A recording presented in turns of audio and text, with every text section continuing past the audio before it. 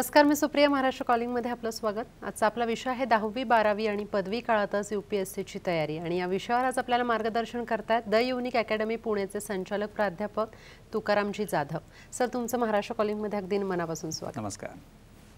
सरांविषयी सांगायचं झाल्यास सर गेल्या 10 वर्षांपेक्षा अधिक काळापासून राज्यशास्त्र आणि लोकप्रशासनाचं अध्यापन करत आहेत. तसंच सर IAS प्लॅनर, महाराष्ट्र वार्षिकी, भारत वार्षिकी यासारख्या ग्रंथाचं लेखन आणि संपादन त्यांनी केलेलं आहे. तुम्हाला जर आजच्या विषयासंदर्भात काहीही प्रश्न किंवा तुमच्या मनात ज्या ज्या काही शंका असतील, तुम्ही आम्हाला जरूर फोन करा. त्यासाठी आमचा क्रमांक सध्या स्क्रीनवर फ्लॅश होतोय, 022 6684 3333.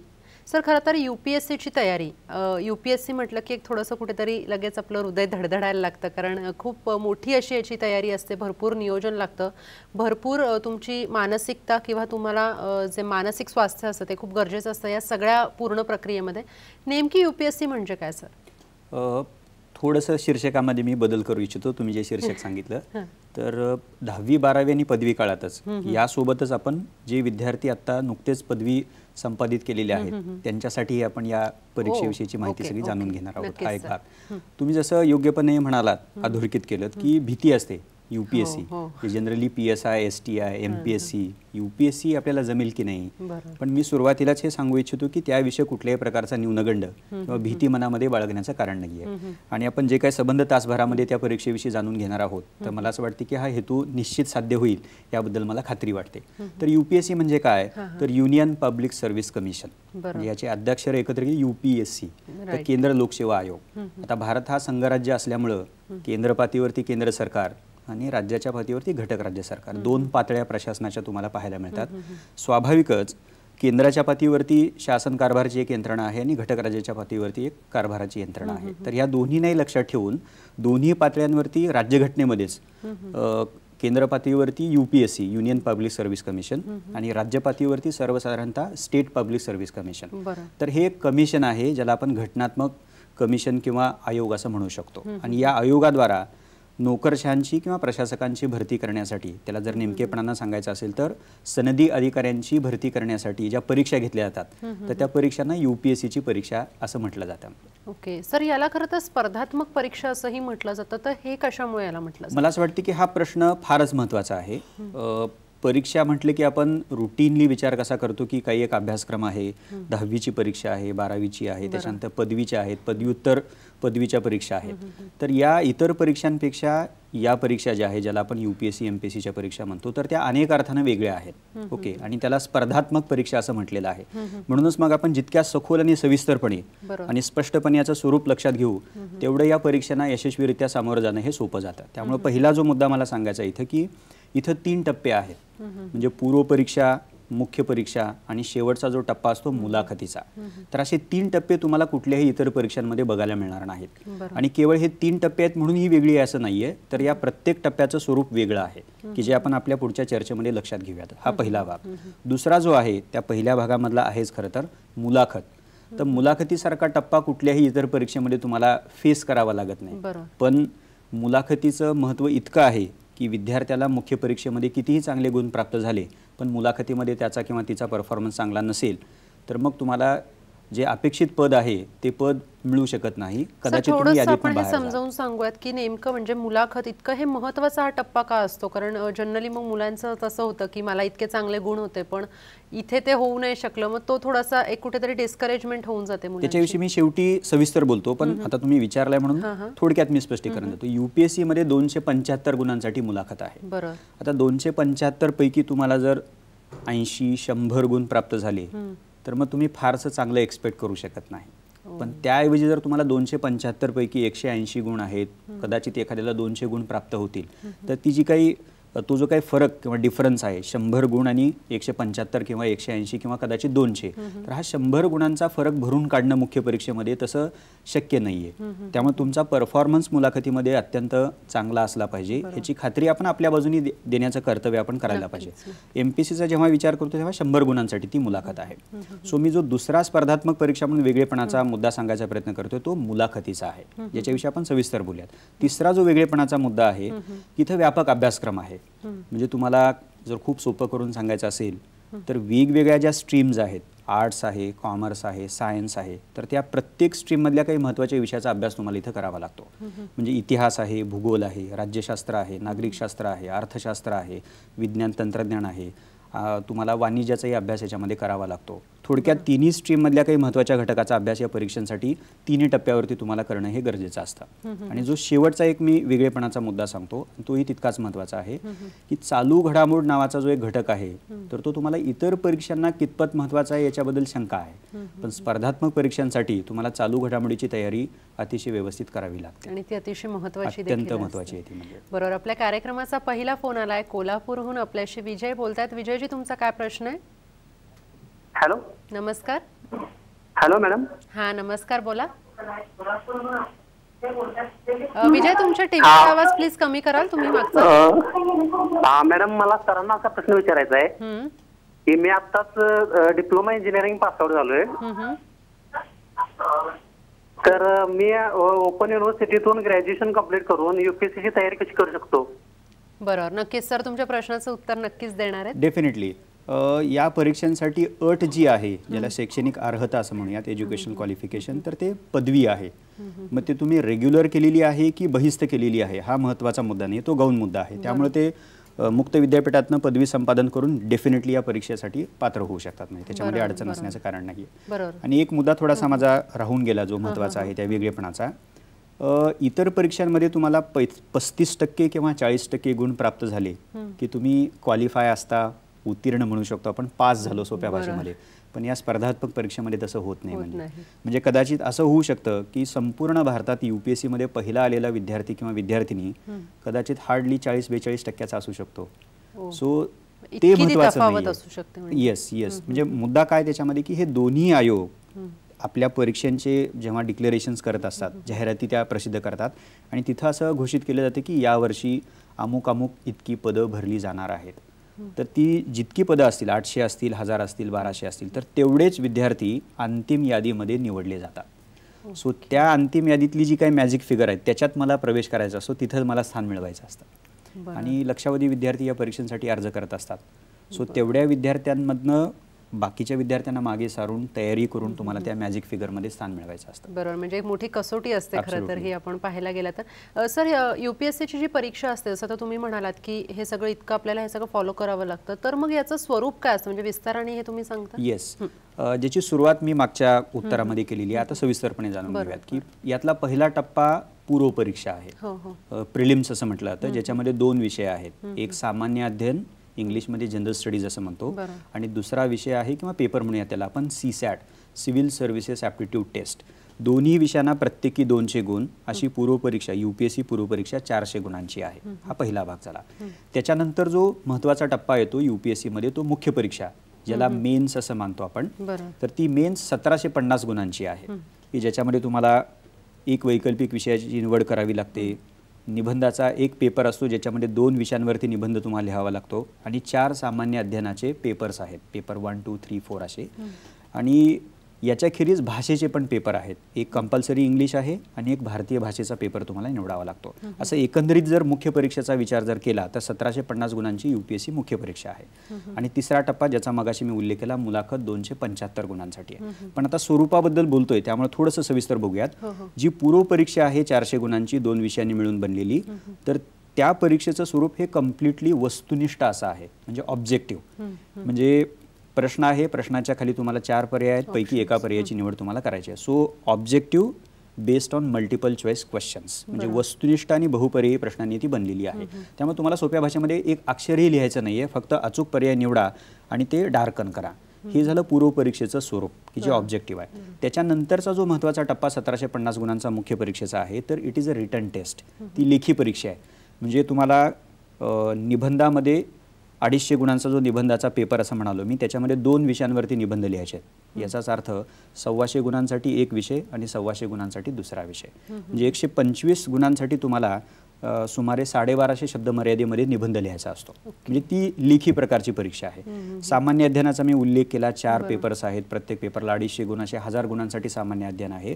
तर तिथं तुम्हाला कदाचित 10 गुणांसाठी, कदाचित 12.5 गुणांसाठी प्रश्नाचं उत्तर लिहावं लागतं. त्यामुळे ती लेखी परीक्षा आहे. आणि वैकल्पिक विषयाचाही आपण जेव्हा विचार करतो तर तिथंही तुम्हाला वेगवेगळ्या गुणांसाठी वेगवेगळ्या शब्दमर्यादेमध्ये प्रश्नाचं उत्तर लिहायचं असतं.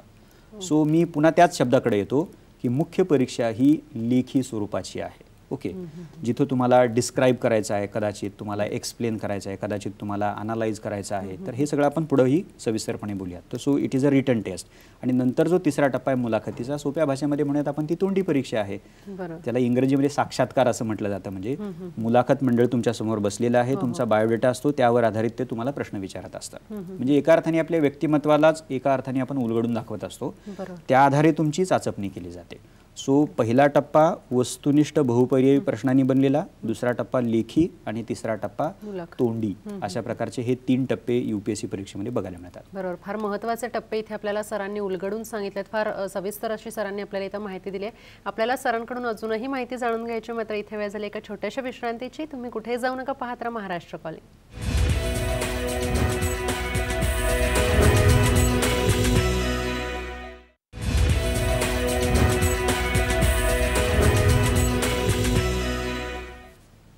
ब्रेकनंतर महाराष्ट्र कॉलिंगमध्ये तुम्हा सर्वांचं पुन्हा एकदा स्वागत. UPSC परीक्षेची तयारी कशी करावी ते आपण जाणून घेतोय युनिक अकॅडमी पुणेचे संचालक प्रोफेसर तुकारामजी जाधव यांच्याकडून.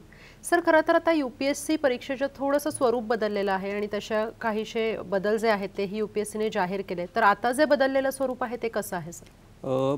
CSATचा मी मगाशी उल्लेख केला, पूर्व परीक्षेमध्ये तो एक विषय समाविष्ट केलेला आहे. सिव्हिल सर्व्हिसेस ॲप्टिट्यूड टेस्ट 2011 साली तो बदल केलेला आहे, ज्याच्यामध्ये आकलन, इंग्रजी भाषेचं आकलन, डिसिजन मेकिंग म्हणजे निर्णय निर्धारण क्षमता, बेसिक न्यूमरसी, असे जनरल मेंटल ॲबिलिटी, असे 5-6 घटकांनी मिळून बनलेला तो विषय आहे.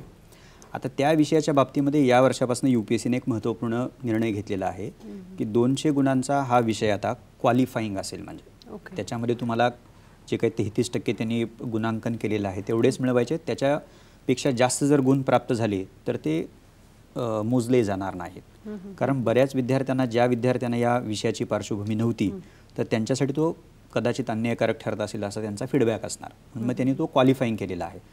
थोडक्यात आता UPSC पूर्व परीक्षेमध्ये विद्यार्थ्यांना GS वरती जास्त फोकस द्यावा लागेल आणि हा आत्ता नुकताच जाहीर केलेला अत्यंत महत्त्वाचा बदल आहे. सो पूर्व परीक्षेची तयारी करताना ज्या विद्यार्थ्यांना गणित, CSATमध्ये जे काही इतर घटक होते त्याचं भय असायचं, तर त्यांनी आता ते भय डोक्यातनं काढून टाकायला काही हरकत नाही. सो फोकस ऑन GS हा एक भाग. दुसरा जो आहे, मुख्य परीक्षेचा सविस्तर स्वरूप सांगताना मी तुम्हाला काही गोष्टींचा उल्लेख केला. वैकल्पिक विषय, तर पूर्वीच्या पॅटर्नमध्ये 2 वैकल्पिक विषय असायचे, आता त्यांनी फक्त एकच वैकल्पिक विषय ठेवलेला आहे 500 गुणांसाठी. हा एक दुसरा महत्त्वाचा बदल आहे. आणि तिसरा जो आहे त्याच्या जोडीनं जो झालेला आहे, सामान्य अध्ययन पूर्वी कमी गुणांसाठी होता, म्हणजे 600 गुणांसाठी, आता तो 1000 गुणांसाठी 4 पेपर्समध्ये कन्व्हर्ट करण्यात आलेला आहे. आणि गेल्या वर्षी जो केलेला एक महत्त्वाचाच म्हणायला पाहिजे आपण तो बदल, की पूर्वी 250 गुणांसाठी जो निबंधाचा पेपर होता, तर त्यात एकाच विषयावरती निबंध लिहावा लागायचा. पण गेल्या वर्षीच्या म्हणजे लास्ट डिसेंबरमध्ये झालेल्या मुख्य परीक्षेपासून त्यांनी 250 गुणांसाठी 2 विषयांवरती निबंध लिहायचे, ज्याचा मी मगाशी उल्लेख केला. सो 3 तास पूर्वी 250 गुण एकाच विषयावर निबंध लिहिणं ही गोष्ट पूर्वी होती.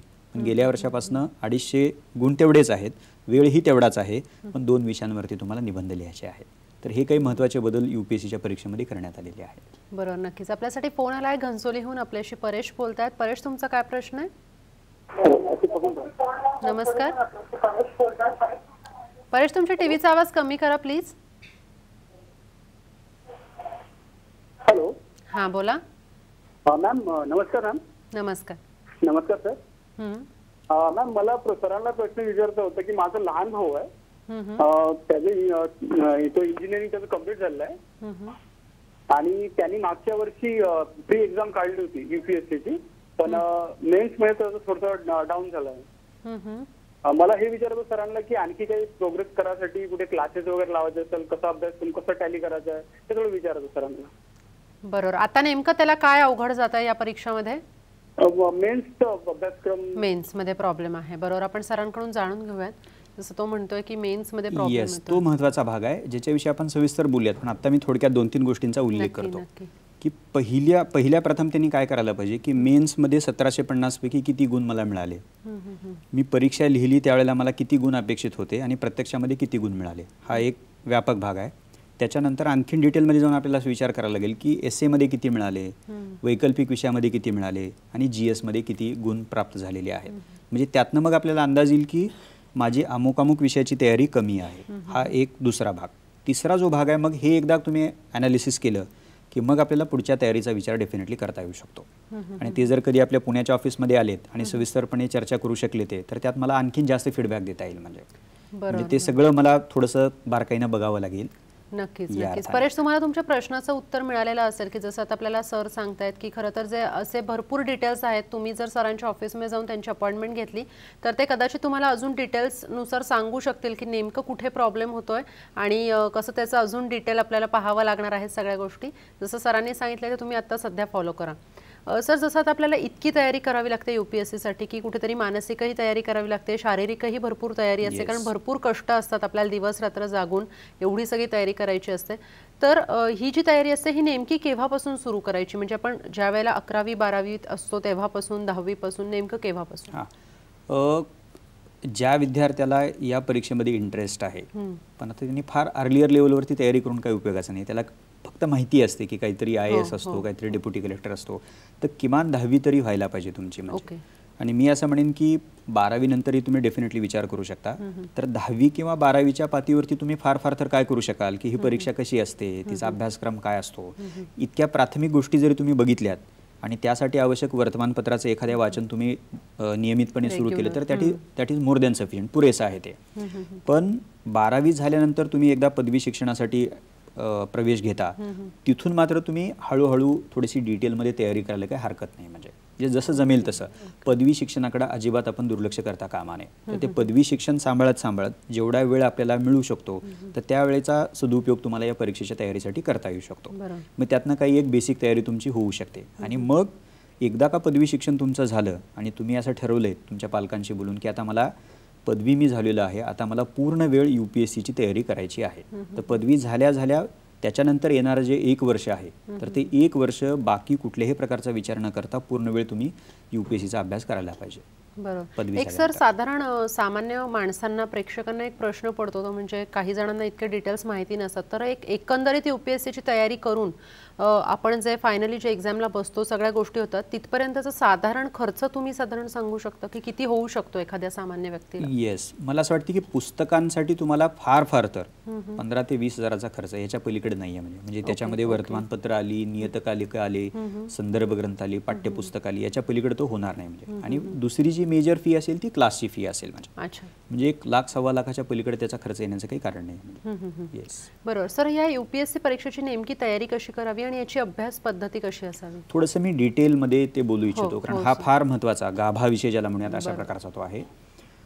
सर्वप्रथम विद्यार्थी आणि पालकांनी दोघांनी मिळून हा विचार करायला पाहिजे की माझ्या पाल्याला याच्यामध्ये इंटरेस्ट आहे की नाही. म्हणजे हा पहिल्या प्रथम विचार केला गेला पाहिजे. म्हणजे कुणीतरी करतंय, कुणीतरी मला सांगितलेलं आहे, तर असं करून या परीक्षेकडे वळता कामा नये. आता हा एकदा डिसिजन तुम्ही व्यवस्थित विचारपूर्वक घेतला की मग पुढचे 5 टप्पे मला जाणीवपूर्वक सविस्तरपणे सांगायचे. त्यातला पहिला जो महत्त्वाचा आहे, ज्याची एका अर्थाने या कार्यक्रमाच्या माध्यमातून आपण सुरुवात केलेली आहे, की या परीक्षेचं स्वरूप तुम्ही सविस्तरपणे जाणून घ्या. पूर्व परीक्षा काय आहे, मुख्य परीक्षा काय आहे, मुलाखत काय, हा पहिला टप्पा आहे.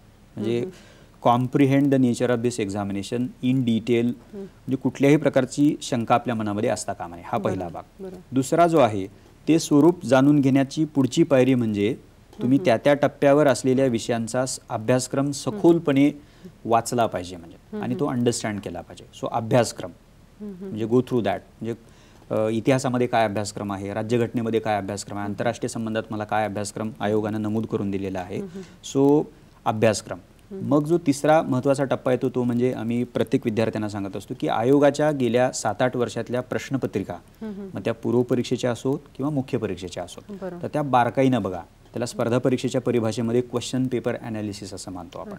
म्हणजे मला इतिहास हा विषय आहे, इतिहासाचा काही एक सिलेबस, समजा प्राचीन इतिहास आहे, मध्ययुगीन किंवा आधुनिक इतिहास आहे, तर त्यामध्ये काही प्रकरणं आहेत. म्हणजे अभ्यासक्रम आहेत, प्रकरणं आहेत, पण प्रश्न कसल्या प्रकारचे विचारले गेले आहेत. पूर्व परीक्षेमध्ये वस्तुनिष्ठ असतात, पण वस्तुनिष्ठ असतात म्हणजे काय असतं? नुसत्या सनावळ्या विचारलेल्या असतात का, जोड्या जुळवा असं विचारलेलं असतं का, अमुक अमुक कोणत्या राज्याच्या कालखंडामध्ये झालेल्या असं विचारलेले आहे का, प्रश्न कसे असतात, तर ते मला आयोगानं मागच्या प्रश्नपत्रिका ज्या विचारलेल्या असतात त्या बघितल्याशिवाय लक्षात येत नाही. सो क्वेश्चन मुख्य परीक्षेच्या बाबतीतही तेच आहे.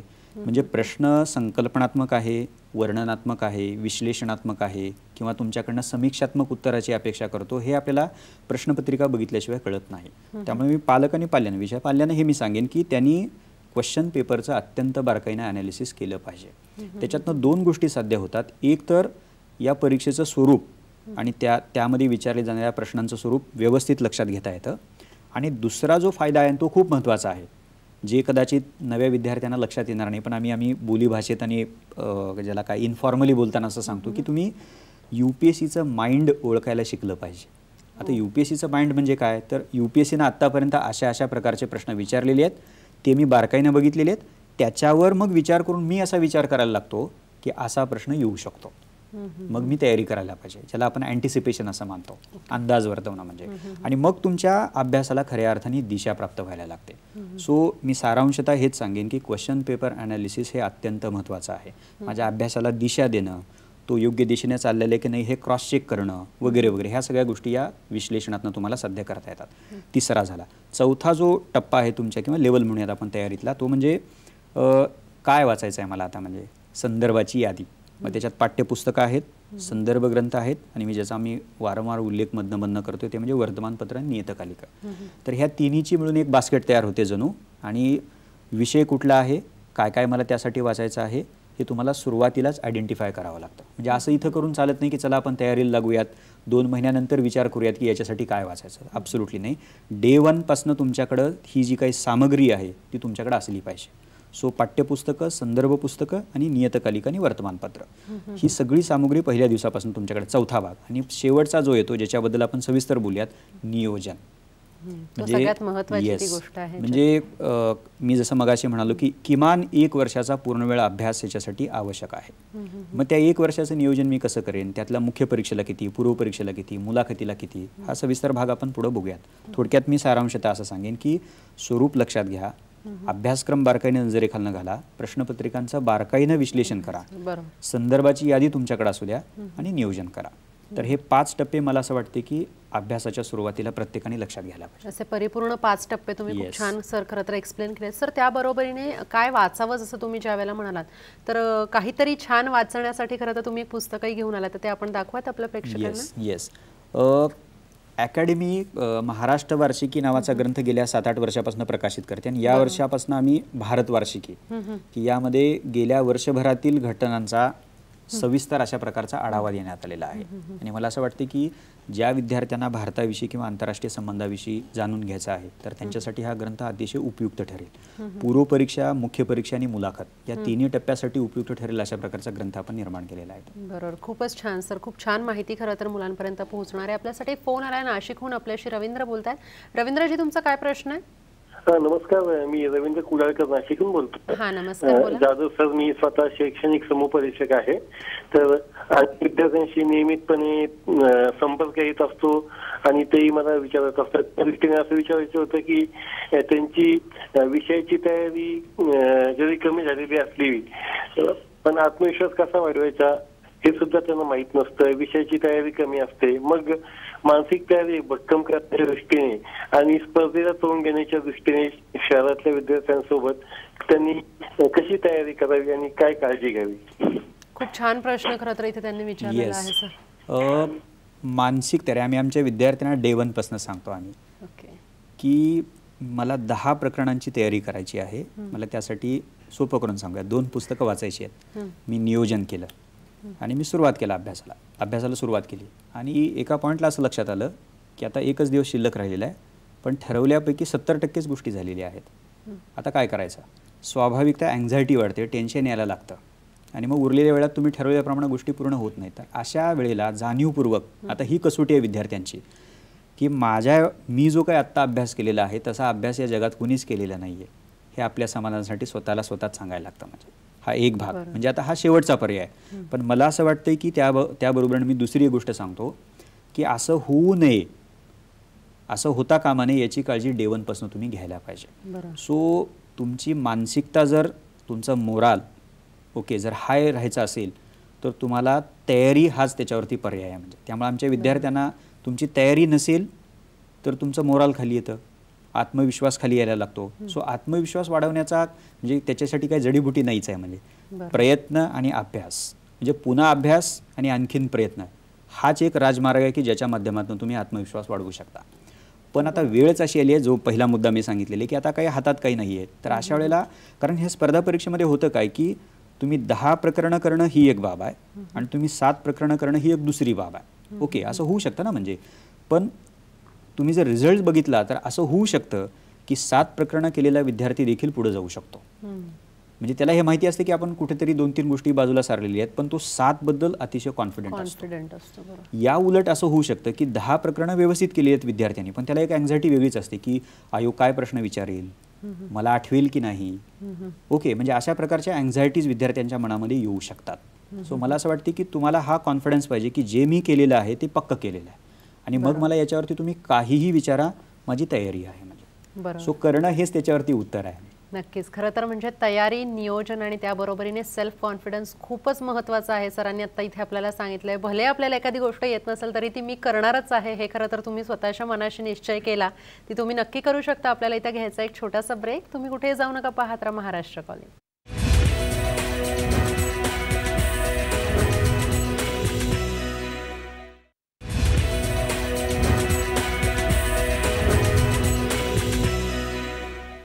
ब्रेकनंतर महाराष्ट्र कॉलिंगमध्ये तुम्हा सर्वांचं पुन्हा एकदा स्वागत. UPSC परीक्षांची तयारी कशी करावी या विषयावर आपल्याला मार्गदर्शन करतायत प्रोफेसर तुकाराम जाधव. सर, खरं तर बेसिक जे क्वालिफिकेशन असतं UPSCला अपियर होण्यासाठी ते काय असावं? म्हणजे थोडक्यात दोनच आहेत गोष्टी. एक तर तुम्ही कुठल्याही शाखेतले पदवीधर असले पाहिजेत. ओके. आणि 21 वर्ष पूर्ण असले पाहिजेत. अच्छा. These are 2 qualifications. बाकी कुठल्याही प्रकार, तुम्हाला किती गुण प्राप्त झालेले आहेत, तुम्ही किती वेळा परीक्षा दिलेली आहे, आधीची तुमची रेग्युलर, म्हणजे अनेक शंका असतात मला. तर 2च क्वालिफिकेशन्स त्या अर्थाने महत्त्वाचे आहेत. त्याच्या व्यतिरिक्त थोडंसं टेक्निकली जर सांगायचं असेल तर यातली काही पोलिसी प्रकारची पदं आहेत, IPS, इंडियन पोलीस सर्व्हिस, तर त्यांच्यासाठी हाईट आणि आय साईट एवढंच काय ते मेडिकल क्वालिफिकेशन आहे. बाकी कुठल्याही प्रकारचं क्वालिफिकेशन या परीक्षेला नाही आहे. म्हणजे नाहीतर अदरवाईज जसं PSIसाठी काही एक फिजिकल एक्झामिनेशन होते, त्यात तुम्ही उत्तीर्ण झाला पाहिजेत, अशा प्रकारच्या गोष्टी याच्यामध्ये काही नाही आहेत. त्यामुळं ग्रॅज्युएट आणि 21 वर्ष पूर्ण, म्हणजे ह्या 2च महत्त्वाच्या गोष्टी आहेत त्यातल्या. बरं. सर, द युनिक अकॅडमीतर्फे परीक्षांसाठी मार्गदर्शनासाठी कोणकोणते उपक्रम राबवले जात आहेत? त्यातला जो सर्वात महत्त्वाचा उपक्रम आहे रेग्युलर क्लासरूम टीचिंग. गेल्या 10 वर्षापासून आपण ते करतोय. 1 वर्षाची इंटिग्रेटेड बॅच असते. 1 जून, त्याच्यानंतर मिड जुलै, 15 जुलै, त्याच्यानंतर सप्टेंबर, अशा वर्षभराच्या तिथपासून ते वर्ष संपेपर्यंत डिटेल अशा वर्षभराच्या बॅचेस असतात, ज्याच्यामध्ये सुरुवात आपण अर्थातच मुख्य परीक्षेच्या टीचिंगनं करतो. सुमारे 6 ते 7 महिने मुख्य परीक्षेची तयारी विद्यार्थ्यांकडून आपण करून घेतो. त्याच्यानंतर मग पूर्व परीक्षेची तयारी, आणि विद्यार्थी जेव्हा मुख्य परीक्षा देतो त्याच्यानंतर मग मुलाखतीची तयारी. तर हे रेग्युलर क्लासरूम टीचिंग हा त्याच्यातला भाग आहे. एक 2-3 वैशिष्ट्ये मला त्यातली सांगावीशी वाटतात. सिलेबस खूप वेगळा असतो. म्हणजे विद्यार्थी, त्याला कुठल्याही प्रकारचा विषय माहिती नसतो, तर त्या अशा विद्यार्थ्यांना, पार्श्वभूमी नसलेल्या विद्यार्थ्यांना कन्सेप्ट्स बेसिक सांगणं, ते ॲडव्हान्स त्या विषयामध्ये काय होतं. सो टीचिंग नावाची गोष्ट ही फार महत्त्वाची त्या बाबतीमध्ये ठरते. म्हणजे तर ते आम्ही चांगले त्यातले प्राध्यापक, अनुभवी जे असतात, विषयाचं ज्यांना ज्ञान आहे, जे अद्ययावत आहे त्या विषयक, तर त्यांच्या माध्यमातून हे टीचिंग करून घेतो, एक भाग. दुसरं जे आहे क्वालिटी मटेरियल नावाची गोष्ट या स्पर्धा परीक्षेसाठी अत्यंत महत्त्वाची आहे. कारण तुम्ही गेल्या वर्षी जे मॅटर किंवा रेफरन्स वापरलेला आहे तर तो जशाच तसा पुढच्या वर्षी उपयोगाचा ठरत नाही. तुम्हाला त्याच्यामध्ये अद्ययावत करावं लागतं, गोष्टी अपडेट कराव्या लागतात. तर क्वालिटी स्टडी मटेरियल दरवर्षी आपण करत असतो आणि त्या माध्यमातून विद्यार्थ्यांना कुठल्याही प्रकारची कमतरता जाणवता कामा नये ह्याची आम्ही खातरजमा करतो. हा दुसरा भाग. तिसरा जो आहे टेस्ट सिरीजचा असतो, म्हणजे परीक्षा पूर्व आहे की मुख्य आहे किंवा इव्हन मुलाखत सुद्धा, तर ज्याला आपण रंगीत तालीम म्हणतो, की तुम्ही अभ्यास करत आहात पण केलेला अभ्यास कसा झालेला आहे तुमचा. त्यामुळे पूर्व परीक्षेची तयारी करताना MCQs म्हणतो आम्ही त्याला, मल्टिपल चॉईस क्वेश्चन्स, तशा प्रकारच्या टेस्ट आम्ही कंडक्ट करतो.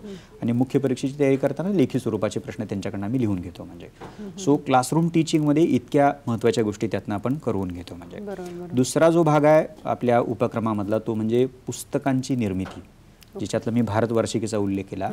विशेषतः मराठी माध्यमातून परीक्षा देणाऱ्या विद्यार्थ्यांसाठी आणि खास करून UPSCचा जेव्हा आपण विचार करतो तेव्हा तर मटेरियलची वाणवा ज्याला मानतो आपण, तर ती जाणवते. म्हणजे तर ती अडचण आम्ही अधोरेखित करून जेवढ्या गोष्टी स्टँडर्ड पद्धतीनं इंग्रजीमधले सोर्सेस वापरून त्याच्यामध्ये आत्तापर्यंत काय झालेलं आहे या सगळ्याचा त्याच्यामध्ये समावेश करून दर्जेदार पुस्तकांची निर्मिती आम्ही करत आहोत. आणि मला सांगायला अतिशय अभिमान वाटतो की 50पेक्षा जास्त पुस्तकं आजपर्यंत आम्ही निर्माण केलेली आहेत आणि काही पुस्तकं पाईपलाईनमध्ये आहेतच. म्हणजे तो सिलेबस, बदललेला सिलेबस, विषय हा दुसरा त्यातला महत्त्वाचा भाग आहे. आणि तिसरा हा कार्यक्रम ही त्याचाच भाग आहे.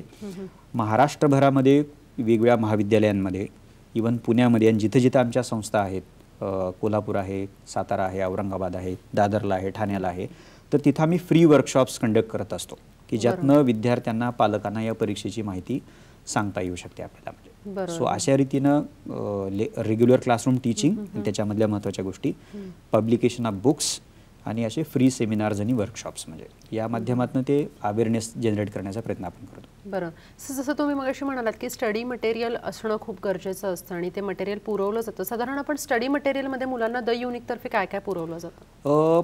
जे विषय पूर्व किंवा मुख्य परीक्षेला आहेत तर त्याच्या डिटेल नोट्स दिल्या जातात, प्रकरण निहाय नोट्स दिल्या जातात.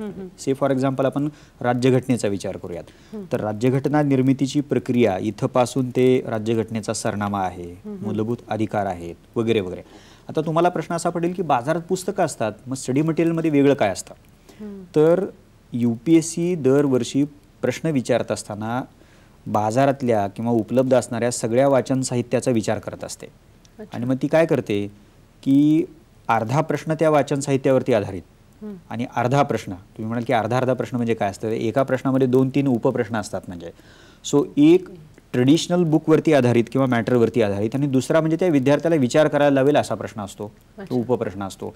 सो असे जे कुठल्याही संदर्भामध्ये तुम्हाला मिळणार नाहीत असं जे मटेरियल आहे, तर ते मटेरियल आम्ही मग त्यासाठी काय वापरतो आम्ही की वेगवेगळ्या विश्लेषकांचे ब्लॉग वापरणं, वर्तमानपत्रामधले जे एडिटोरियल्स असतात त्याच्यातनं मुद्दे काढणं.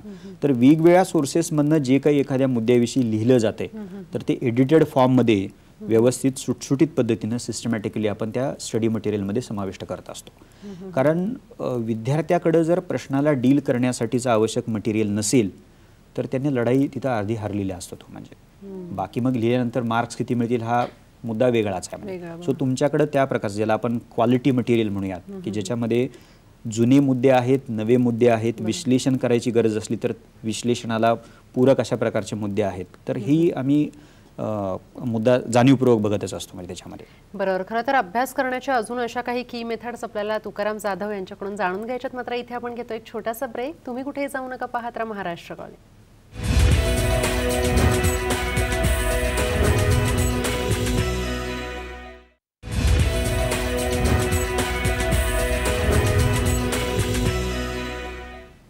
ब्रेकनंतर महाराष्ट्र कॉलिंगमध्ये तुम्हा सर्वांचं पुन्हा एकदा स्वागत. UPSC परीक्षांची तयारी कशी करावी या विषयावर आपल्याला मार्गदर्शन करतायत प्रोफेसर तुकाराम जाधव. सर, मुख्य परीक्षा हा एक महत्त्वाचा टप्पा असतो या सगळ्या प्रोसेसमध्ये, तर याच्याविषयी तुम्ही काय सविस्तर माहिती सांगा? पहिला मुद्दा म्हणजे हा फार महत्त्वाचा टप्पा आहे, 1750 गुणांसाठी आहे एक. दुसरं स्वरूपाविषयी मी सांगत असताना तो मुद्दा अधोरेखित केला की ती लेखी प्रकारची परीक्षा आहे. सो मुख्य परीक्षेची तयारी करत असताना तुम्हाला जसं त्या विषयाचा अभ्यासक्रम, त्याच्यावरचे संदर्भ हे वाचायचे आहेत, तसंच ते वाचलेलं मला प्रभावीपणे लिहिता यायला पाहिजे. यासाठी रायटिंग ॲबिलिटी ज्याला म्हणूयात किंवा रायटिंग स्किल म्हणूयात, तर ते अत्यंत महत्त्वाचं आहे. सो हा टप्पा महत्त्वाचा आहे, लेखी स्वरूपाचा आहे आणि ज्याच्यासाठी मला अंडरस्टँडिंग बरोबरच प्रेझेंटेशनचं कौशल्य डेव्हलप करायचं आहे. तर हा 1-2-3 महत्त्वाच्या गोष्टी त्याबद्दल आपल्याला सांगता येतील. बरोबर.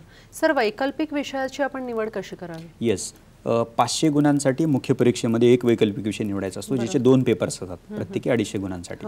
तर मला असं वाटतं की तुमचं पदवी शिक्षण कोणत्या शाखेतनं झालेलं आहे हा पहिला मुद्दा. UPSCनं जे काही वैकल्पिक विषयांची यादी दिलेली आहे त्यातनं एक तुम्ही 4 ते 5 शॉर्टलिस्ट करू शकता आणि मग त्या 4-5 शॉर्टलिस्ट केलेल्या विषयांचा अभ्यासक्रम तुम्ही बघू शकता. आणि अभ्यासक्रम बघितल्यानंतर विद्यार्थ्याला एक साधारणतः अंदाज येतो की हा विषय मला करता येऊ शकतो. तरीही तुम्हाला जर निर्णय घेता नाही आला तर त्या विषयावरचं एखादं बेसिक टेक्स्ट NCERTचं जे असतं ते तुम्ही वाचू शकता. म्हणजे मग आपल्याला कळेल की हां, मला इतिहास आवडू शकेल का, भूगोल आवडू शकेल का, राज्यशास्त्र आवडू शकेल का. म्हणजे थोडक्यात विचारपूर्वक निर्णय तुम्हाला घ्यावा लागतो. म्हणजे आणि काही लोक प्रोफेशनली विचार पण करतात, असाही विचार करायला काय हरकत नाही की तो विषय या संबंध UPSCच्या परीक्षेमध्ये किती मला उपयोगाचा ठरेल, पूर्व परीक्षेमध्ये किती सिलेबस कव्हर होतो, मुख्य परीक्षेमध्ये मला त्याचा किती फायदा होतो, मुलाखतीला आहे का फायदा त्याचा. पण हा नंतरचा भाग आहे. पण शेवटचे 2 मुद्दे मी महत्त्वाचे सांगतो की तुम्हाला त्या विषयामध्ये इंटरेस्ट आहे किंवा नाही. म्हणजे कुणीतरी घेतलं, कुणाला तरी चांगले गुण मिळाले म्हणून विषय नाही घ्यायचा. तुम्ही स्वतः अभ्यासक्रम बघा, बोला, थोडंसं कन्सल्ट करा. तरीही नाही निर्णय घेता आला तर त्यावरचं एखादं बेसिक टेक्स्ट वाचा आणि मग स्वतःचा इंटरेस्ट क्रॉस चेक करून मग तुम्ही निर्णय घ्या. म्हणजे कारण तो विषय तुम्हाला 500 गुणांसाठी अभ्यासायचा असतो आणि नुसता अभ्यासायचा नाही तर त्यापैकी जास्तीत जास्त गुण तुम्हाला मिळवायचे असतात. सर, निबंधाची तयारी म्हणजे जे एसे रायटिंग असतं याची आपण तयारी कशी करावी? आता हा ही निर्णायक विषय असं म्हणायला काही हरकत नाही. 10वी-12वी पर्यंत आपण निबंध 10-20 मार्कांसाठी लिहिलेले असतात आणि त्याची लेवलच वेगळी असते. म्हणजे आता इथं तुम्ही उद्याचा प्रशासक म्हणून तुमच्याकडनं एखाद्या विषयावरती निबंधाची अपेक्षा केली जाते तर त्या विषयाबद्दल जे जे काही म्हटलं गेलेलं आहे त्याची माहिती तुम्हाला आहे किंवा नाही, एक. दुसरी गोष्ट, मग तुम्हाला त्याच्याविषयी काय वाटतं का, म्हणजे तुमची स्वतःची पोझिशन काय त्या विषयाची, तुमचं स्वतःचं मत आहे किंवा नाही, कारण तुम्ही ते घेऊ शकता की नाही पोझिशन त्या विषयाबद्दलची, हाही त्याच्यामध्ये महत्त्वाचा भाग असतो. हे झालं विषयाच्या अंडरस्टँडिंगच्या अनुषंगाने. म्हणजे आता जे काही तुम्हाला त्या विषयाबद्दल माहिती आहे, तुम्ही स्वतःचं एक मत बनवलेलं आहे, पुन्हा जसं मी मुख्य परीक्षेच्या बाबतीमध्ये सांगितलं, तर हे सगळं तुम्हाला तितक्याच प्रभावीपणे मांडता यायला पाहिजे. सो मी असं म्हणेन की कंटेंट ही महत्त्वाचं आहे आणि एक्सप्रेशन पण महत्त्वाचं आहे. म्हणजे आशय आणि अभिव्यक्ती दोन्ही गोष्टी महत्त्वाच्या आहेत. आणि निबंध हा लिटरेचरचा फॉर्म असल्यामुळं, साहित्याचा प्रकार असल्यामुळं, मी प्रस्तावना कशी करतो, मग जो दुसरा परिच्छेद मी लिहायला घेतलेला आहे तर तो पहिल्याशी कनेक्ट आहे किंवा नाही, म्हणजे सलगता त्याच्यामध्ये आहे किंवा नाही, ते मी भूमिका व्यवस्थित घेतलेली आहे की नाही, त्या विषयाचे सगळे कंगोरे मी डील केलेले आहेत किंवा नाहीत, मग मी शेवटाकडे वळताना म्हणजे लँडिंग ज्याला सोप्या भाषेमध्ये म्हणते ते कसं मी केलेलं आहे, सारांशतः काय मी भूमिका घेतलेली आहे आणि मी शेवट कशी करतो.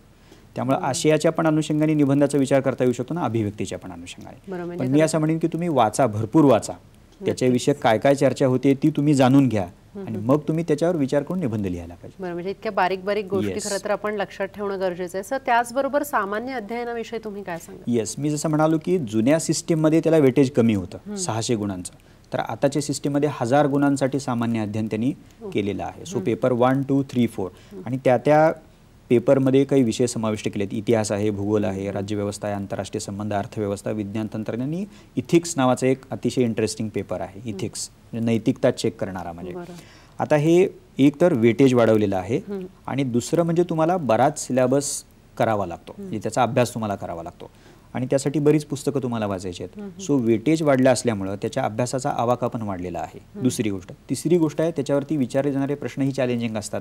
ओके, म्हणजे स्पर्धात्मक परीक्षा म्हणून ह्याचं एक वेगळे पण तुम्ही असं म्हणू शकता की प्रश्न 1% देखील रिपीट होत नाहीत. म्हणजे सिलेबस जरी तोच असला तरी दरवर्षी वेगळ्या पद्धतीनं आयोग तुम्हाला, ज्याला आपण सोप्या भाषेमध्ये फिरवून प्रश्न विचारणं किंवा थोडासा त्याच्यामध्ये बदल करून प्रश्न विचारणं, म्हणजे तुमच्या अंडरस्टँडिंगचा कसच लावणारे प्रश्न असतात ते. म्हणजे सो बदलणारे प्रश्न आहेत आणि सामान्य अध्ययनामध्ये हे जास्त जिकिरीच आहे. आणि शेवटचा जो भाग आहे त्या बाबतीमधला मी सांगू इच्छितो तो की तुम्ही अभ्यास कराल, भरपूर संदर्भ तुमच्या नजरेखालनं जातील, तुम्ही पॉईंट्स काढाल, पण सामान्य अध्ययनाच्या बाबतीमध्ये पेपर कव्हर करणं म्हणजे 250 गुणांचा पेपर 3 तासाच्या वेळेमध्ये लिहिणं. आता ज्या विद्यार्थ्याला सगळ्या प्रश्नांची उत्तरं माहिती आहेत तो विद्यार्थी 25 पैकी किंवा 20 पैकी 20 प्रश्न किंवा 25 पैकी 25 प्रश्नांची उत्तर देऊ शकत नाही. तेवढं लिहिताच येत नाही. म्हणजे लिहिता येत नाही म्हणजे तुम्हाला वेळ पुरत नाही. मग काय गणित म्हणलं जातं याच्यामध्ये की मला सगळ्या प्रश्नांची उत्तरं माहिती आहेत आणि समजा 25 प्रश्न आहेत तर पैकी 23 प्रश्नांची उत्तर जर मी देऊ शकलो तर त्या विद्यार्थ्याची IAS होण्याच्या दृष्टीनं वाटचाल सुरू झालेली आहे असं आम्ही म्हणतो. म्हणजे तेवढे प्रश्न, तेवढ्या प्रश्नांची संख्या त्यांनी जास्त कव्हर केलेली आहे. सो कंटेंटचा दर्जा पण तुम्हाला राखायचा आहे आणि त्याचा स्पीड पण तुम्हाला राखायचा आहे. म्हणजे ही कसरतच तुम्हाला सामान्य अध्ययनाच्या बाबतीमध्ये करावी लागते. म्हणजे so speed matters a lot, लेखनाचा स्पीड ज्याला म्हणूयात. तर ह्या 4-5 गोष्टी सामान्य अध्ययनाच्या बाबतीमध्ये लक्षात ठेवाव्या लागतात. बरोबर. आणि सर, या परीक्षांसाठी खरं तर कोणती कौशल्य अभिप्रेत असावेत? त्याला थोडंसं सोयीसाठी आपण 2 भागामध्ये विभागूयात. म्हणजे सोयीसाठी केवळ, म्हणजे त्याच्यात असं काही सायंटिफिक आधार काही नाही आहे. एक जो महत्त्वाचा आहे की ज्याला आपण या परीक्षेशी संबंधित आहे तो म्हणजे, आणि ह्या बेसिक गोष्टी आहेत खरं तर, म्हणजे लहानपणापासून आपण त्या ऐकतो, आपल्याला पालक सांगतात, शिक्षक सांगतात, वाचन कौशल्य. दुसरं आहे लेखन कौशल्य आणि तिसरं आहे संवाद कौशल्य. मुलाखतीमध्ये संवाद कौशल्य महत्त्वाचं आहे, मुख्य परीक्षेमध्ये लेखन कौशल्य महत्त्वाचं आणि पूर्व परीक्षेमध्ये तुमचं वाचन. आता वाचन अर्थातच 3 टप्प्याला महत्त्वाचं आहे, पण वाचन म्हणजे मी साक्षर आहे या अर्थाने नाही आहे, म्हणजे मला वाचता येतं या अर्थाने आहे. तर तो लेखक किंवा लेखिका किंवा तो परिच्छेद किंवा तो चॅप्टर त्याच्यामध्ये काय डिस्कस केलं गेलेलं आहे, बिटवीन द लाईन्स काय आहे ते मी व्यवस्थित ग्रास्प करू शकतो का, त्याचं आकलन मी करू शकतो का, हे फार महत्त्वाचं आहे त्याच्यामध्ये. सो करेक्टली त्या ऑथरचा, लेखक लेखिकेचा जे काय म्हणायचं आहे ते म्हणणं लक्षात घेता यायला पाहिजे. ही ॲबिलिटी आपण डेव्हलप केली पाहिजे. लेखनाच्या बाबतीमध्ये तुम्हाला कदाचित 200 शब्दात, कदाचित 100 शब्दामध्ये, कदाचित 1250 शब्दामध्ये निबंधाचा जेव्हा आपण विचार करतो तो कोणत्याही शब्दमर्यादेमध्ये लिहिण्याची शैली विकसित करता यायला पाहिजे. त्याच्यासाठी एडिटिंग स्किल महत्त्वाचं आहे. सो मी विस्तार पण करू शकतो आणि मग मी ते कमी शब्दमर्यादेमध्ये पण लिहू शकतो. सो लेखन कौशल्य महत्त्वाचं आहे. आणि संवाद कौशल्य तुम्हाला जे वाटतं मुलाखत मंडळाने विचारल्यानंतर ते जसं तुम्हाला वाटतं, ज्या पद्धतीनं सांगावंसं वाटतं त्या पद्धतीने तुम्हाला सांगता यायला पाहिजे. हे झालं परीक्षेच्या अनुषंगाने. या व्यतिरिक्त जी जनरल कौशल्य आहेत जे तुम्हाला प्रॉपर नियोजन करता यायला पाहिजे, तुम्हाला सातत्य तुमच्या अभ्यासामध्ये मेंटेन करता यायला पाहिजे, तुमच्याकडं चिकाटी असली पाहिजे. आता ह्याला ढोबळमानाने कौशल्य म्हणायचे की नाही हा वेगळा भाग आहे, पण ही त्याला तुम्ही गुणवैशिष्ट्य म्हणा, पेक्युलॅरिटी म्हणा, काय त्याला म्हणायचं ते म्हणा, पण ह्या बाबी तुमच्या अंगी कॅन्डिडेट म्हणून असल्या पाहिजेत. नाहीतर मी एक 10 दिवस सलग भरपूर अभ्यास केला आणि पुढचे 10 दिवस गायब राहिलो, सातत्यच नाही माझ्या अभ्यासामध्ये, तर सातत्यहीन असा अभ्यास इथं अजिबात उपयोगाचा नाही आहे. ओके, सो तुम्ही 10-11 तास अभ्यास करा, पण नियमित आणि सातत्यपूर्ण तुम्ही करा. म्हणजे आत्मविश्वासाबद्दल आपल्याला प्रश्न विचारलेलाच होता, तर तो तुम्ही कायम, म्हणजे ही एक कसरतच आहे. म्हणजे कायम कमी जरी अभ्यास झालेला असला तरी तुमचा आत्मविश्वास तुम्ही ढळू देता कामा नये. म्हणजे ही म्हणजे अशी तुम्हाला जनरल काही ज्याला काय म्हणूयात गुणवैशिष्ट्य किंवा कौशल्य म्हणा फार, तर ती तुमच्या अंगी बाळगावी लागतात. म्हणजे या अर्थाने. सर, आपल्या कार्यक्रमाची खरं तर वेळ संपत आली आहे. मात्र जाता जाता तुम्ही प्रेक्षकांना काय सांगाल? कारण एक जसं वाचनाविषयी तुम्ही म्हणालात की आपण रोज न्यूजपेपर वाचला पाहिजे, रोज या सगळ्या गोष्टी अगदी अत्यंत व्यवस्थितपणे त्या आकलन झाल्या पाहिजेत, तर त्याच्यामध्ये नेमकं काय वाचलं गेलं पाहिजे आणि आपण प्रेक्षकांना काय सांगायचं? एक तर मी जसं मगाशी पण म्हणालो की UPSC करण्याचा निर्णय संपूर्णतः त्या पाल्याचा, विद्यार्थ्याचा असला पाहिजे. हे एक भान सगळ्यांनी ठेवलं पाहिजे. दुसरी गोष्ट, एकदा का तुम्ही निर्णय घेतला की झोकून देऊन तुम्ही याच्याकडे बघा. म्हणजे जी काय 2 वर्ष तुमच्या आयुष्यातली या परीक्षेसाठी द्याल, म्हणजे तुम्ही आयुष्य घालवा असं मी अजिबातच म्हणणार नाही. 1 वर्ष पुरेसं आहे, मॅक्सिमम 2 वर्ष. म्हणजे ओके, तर तेवढं पर्यंत मग तिथं तुम्ही झोकून देऊन करायला पाहिजे. म्हणजे मी होईल की नाही होईल अशा प्रकारचा विचार येणार म्हणजे स्वाभाविक आहे. म्हणजे कुणीही परफेक्ट असू शकत नाही, कोणालाही त्याची खात्री बाळगता येत नाही, पण तरी देखील हे आपल्या बाजूने आपण कर्तव्य म्हणून करायला पाहिजे की नाही मी होणार म्हणजे होणार. सो सकारात्मक दृष्टिकोन हा कायम ठेवला पाहिजे. नक्कीच सर, खूपच छान माहिती दिली आजच्या सगळ्या विषयासंदर्भात. तुमचे मनापासून आभार. थँक्यू. आजच्या महाराष्ट्र कॉलिंगच्या या भागामध्ये आपण इथेच थांबतोय. आपण पुन्हा भेटूया एका नव्या विषयासह. तोपर्यंत नमस्कार.